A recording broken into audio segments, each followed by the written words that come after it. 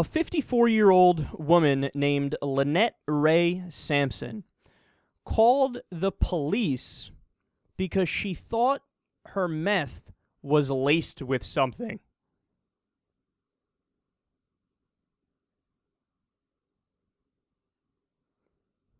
That's incredible. She was angry and that she didn't get the proper crystal meth batch that she was looking for. Now, they don't go into detail in the article. I'm not sure if she was like hallucinating and she thought, well, this is obviously not crystal meth because it's not a hallucinogen, but I'm hallucinating, so it's a bad batch. Or it just wasn't strong enough and she wanted it to be stronger. They don't specify why she's angry with her crystal meth other than to say she thinks it's laced. So the cops actually came and she welcomed them into her house, actually thinking they were there to help her out. She said, quote, "I'm glad you came." Then she gave them a tour of her apartment and took a hit of the meth in front of the cops. This is a true story. HuffPost Weird News reported on it. FARC reported on it.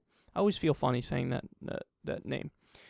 And they ended up arresting her, needless to say. I think she was surprised when they were putting her in handcuffs. And my response to this is, my goodness, how have you lived 54 years on this planet and you do not know that you can't do that? But look, a weird take on this story, I admit, but nonetheless, it popped in my head as I was going through it. I actually think this shows that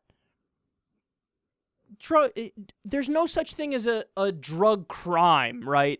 As long as we're talking about something nonviolent, of course, there's no such thing. I mean, yeah, she's a weirdo who's crazy and was smoking crystal meth. She wasn't hurting anybody, right? And the idea that you lock somebody up when they do something like this. No, what this woman needs is help. She needs a psychiatrist or a psychologist, a therapist. She needs somebody to talk to. She needs SSRIs and antidepressants. She needs a life counselor, okay?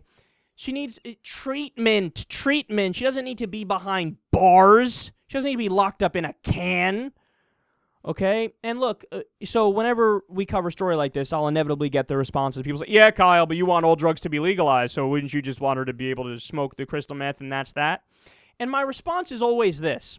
Yes, there are certain drugs that actually are really fucking bad for you. Crystal meth is one of them. Crocodile is another one. It's the cheap heroin derivative where it melts off your flesh and you die within a year of taking your first hit. It's absolutely insane. Bath salts is another one. But are you ready for this? Those drugs would not exist if all drugs were legal. Well, how do you say that, Kyle? Well, it's very simple. The reason crystal meth exists is because it's a cheap attempt, it's a more inexpensive attempt to give people a cocaine-like high. If cocaine was legal, and yes, cocaine is much less dangerous compared to crystal meth, if cocaine was legal, then the prices would be driven down because there's competition in the marketplace, and the crystal meth market wouldn't exist. Crocodile is the cheap version of heroin and the cheap version of painkillers like oxycodone, Percocet, Vicodin, etc., etc. If those things were legal, if somebody could take an oxycodone pill sitting on their couch on the weekend, the crocodile market wouldn't exist. Okay? The only reason that these things exist is they are the cheap alternative to the more expensive drugs that are illegal. So if you legalize, you wouldn't get the bad batches of heroin like the one that killed Philip Seymour Hoffman.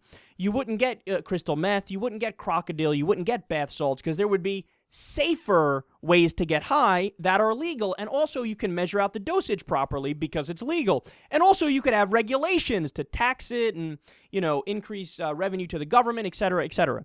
So it's all upsides if you legalize, right?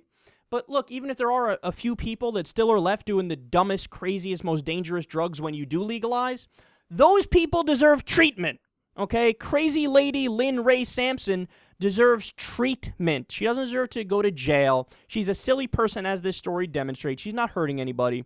We need to fix our drug policy immediately in the United States of America.